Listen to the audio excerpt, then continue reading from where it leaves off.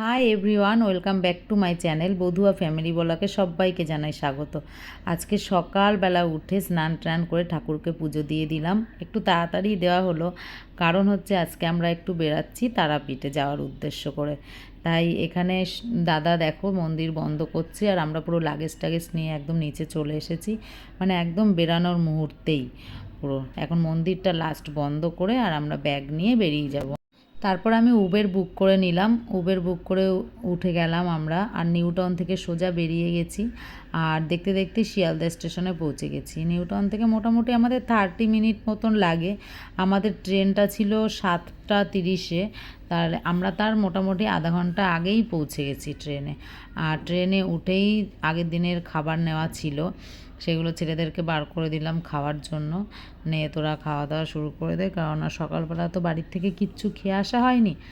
আর জানো তো, আমি এই জীবনে প্রথম যাচ্ছি তারাপীঠ, আর আমার সাথেও ছেলেরাও প্রথম তারাপীঠ, ওরাও কোনো দিন দেখেনি।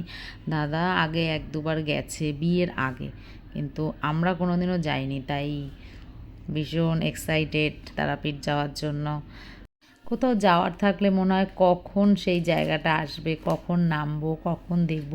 আর ট্রেন জার্নিটা যেহেতু অনেকটাই বড় ছিল, তাই শুধু মনে হচ্ছিল কখন আসবে, কখন দেখবো তারাপীঠ, কখন দেখবো, এরকমই মনে হচ্ছিল। আর যেতে যেতে তো বাইরেটা সেই লাগছিল দেখতে। আর ছেলেরাও খুব এনজয় করছিল, কারণ ওরাও প্রথম যাচ্ছে। আর গরমের ছুটিও পড়ে গেছিলো, একটু ঘুরিয়েও আনলাম ওদের।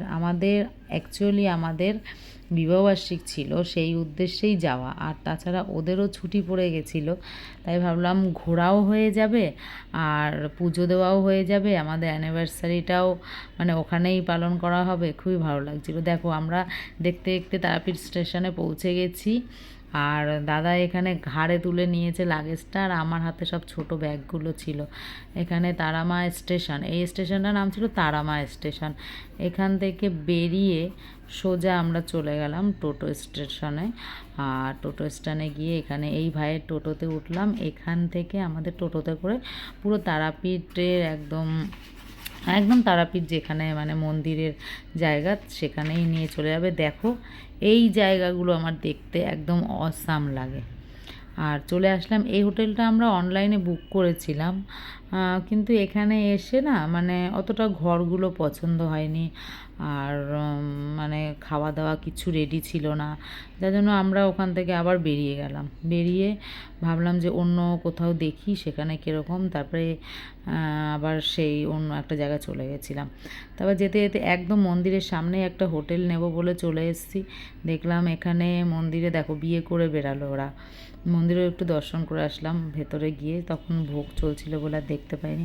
পরে এই রুমটায় চলে এসেছি, এই রুমটাও অতটা পছন্দ হয়নি। রুমটার বাথরুমটা খুব নোংরা ছিল বলে আমরা আর ওই রুমটা আর নেইনি। পরে এখানে আর একটা হোটেলে চলে এসেছি, যে এই গাছটা দেখো না, গাছটা একদম ছাদের মাঝখান থেকে উঠেছে। যাই হোক, এই হোটেলটা এসে মোটামুটি পছন্দ হয়েছে, আর এক রাতের ব্যাপার, এখানে এক রাত থাকবো, তাই নিয়ে নিলাম। আসল ব্যাপারটা হচ্ছে পরিষ্কার পরিচ্ছন্ন না থাকলে আমার একদম পছন্দ হয় না। এখানে এটা হচ্ছে হোটেলের রিসেপশানটা, আর এটা মোটামুটি ভালো লেগেছে। আর এই দাদা খুলে দিল, আর খাটটাও বেশ অনেকটা বড় ছিল। রুমে সব ব্যাগ ট্যাগ রেখে আমরা চলে আসলাম খেতে, কেননা সকাল থেকে আমরা বাড়ির থেকে এসছি, থেকে কিচ্ছু খাওয়া হয়নি, ওই যা ট্রেনে খাওয়া হয়েছিল, ভাত কিছু খাওয়া হয়নি। এখানে আমরা একেবারে দুপুরে খাওয়া দাওয়া করে রুমে গিয়ে একটু রেস্ট নিয়ে আমরা বিকেলবেলা আবার চলে আসলাম মন্দিরে। যেহেতু তারাপীঠ মন্দিরে এবার প্রথম, আগে কোনো দিনও আসিনি, আশেপাশে আমরা একটু ঘুরে দেখে নিলাম যে কেমন মন্দিরের আশেপাশেটা। আর এখানে এখন সন্ধ্যা হয়ে গেছে, তাই কি কত লোকের লাইন পুজো দেওয়ার জন্য, আর সন্ধ্যা আরতিও হচ্ছিল। তা আমরা মন্দিরের আশেপাশে যে ছোট ছোট মন্দিরগুলো আছে সেখানে গিয়ে সব মন্দিরগুলো ঘুরে ঘুরে দেখছিলাম। আর এখানে দেখো প্রসাদ দিচ্ছে, সন্ধ্যাবেলার যে প্রসাদটা হয় ওটাকে বলে শান্তিভোগ। ওটা তার মধ্যে লুচি সুজি আরও অনেক রকম থাকে। এত ভিড় হয়ে গেছিলো, আমরাও পেয়েছি, মানে অনেকেই এরকম প্রসাদগুলো দিয়ে থাকে, আমরাও প্রসাদ পেয়েছিলাম, খুব ভালো লেগেছিলো। আর এই পুকুরের পাশ থেকে বড় লাইন থাকে, বিশাল বড় লাইন থাকে। যারা যারা তারাপীঠ গেছো তারা তো সবাই জানো, কিন্তু আমি কোনো দিনও যাইনি, তো এই প্রথম, তাই আমি কোনো দিনও এইগুলো দেখিনি। তাই দেখে খুব অবাক হয়ে গেলাম যে এত লাইন, এত বড় লাইন হয়। আর এখানে তো প্রচুর লোক আসে, এখানে তো অনেক জাগ্রত। জানি না মা কেন আমাকে এতদিন আনেনি। যাই হোক, ছোটো ছেলের জন্যই সম্ভব হলো। ওর টানেই মনে হয় আমি তাও যেতে পারলাম তারাপীঠ, ওরই বেশি টান। তারপরে ওখান থেকে বেরিয়ে আমরা একটুখানি বাজারের দিকে চলে আসলাম, টুকটাক জিনিস দেখছিলাম যদি কিছু কেনার থাকে। আমার কিছু কেনার ছিল টুকিটাকি, তাই আমি একটু কিনেও নিলাম আমার মন্দিরের জন্য, বাড়ির মন্দিরের জন্য। ছোটো ছেলেও একটু কিনলো ছোট ছোট জিনিস, বাচ্চারা যেরকম পছন্দ করে, বড় ছেলেও কিনলো। টুকটাক তোমাদের সাথে শেয়ার করব। রাত্রেবেলা খাওয়া দাওয়াটা এখানে বসে কমপ্লিট করে নিলাম, রুটি খেলাম, দাদা ভাত খেলো। তোমরা কিন্তু অবশ্যই বলো তোমাদের ভিডিওটা কেমন লাগে, তোমাদের মতামতগুলো অবশ্যই জানিও, তাহলে আমি ভিডিও বানাতে আরও আগ্রহী হব। আর তোমরা সাথে থেকো, পাশে থেকো, ভিডিওগুলো দেখো। এখানে এসে কি কিনলাম তোমাদের সাথে শেয়ার করব। আমরা ঘরে এসে ফ্রেশ হয়ে নিলাম, আর কিছু কেনাকাটা করেছি, সেগুলো তোমাদের সাথে শেয়ার করছি কি কি কেনাকাটা করি। এইটা হলো তারামার পা। আমাদের তিশু সোনা একটা তারামা কিনেছে, তারামায়ের চরণ কিনেছে, এই যে। আর আমি দুটো বাটি কিনেছি, এই একটা ভাবছি এই দুটো, একটা চন্দন আর একটা সিঁদুরের বাটি বানাবো বাড়িতে গিয়ে। আর এই একটা বড় থালা কেনার আমার খুব শখ ছিল আগে।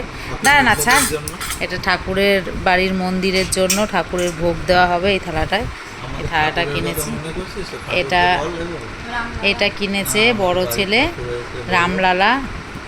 আর এই দুটো কিনেছি দুজনকে দেওয়ার আছে। আর আলতা সিঁদুর কিনেছি, এই যে কালকে ঠাকুরের জন্য দিতে হবে। আর এই দুটো কিনেছি দুজনের জন্য, দুজনকে গিফট করব। ব্যাস, এই পর্যন্ত আমরা কেনাকাটা করেছি, খুব সুন্দর কেনাকাটা হয়েছে।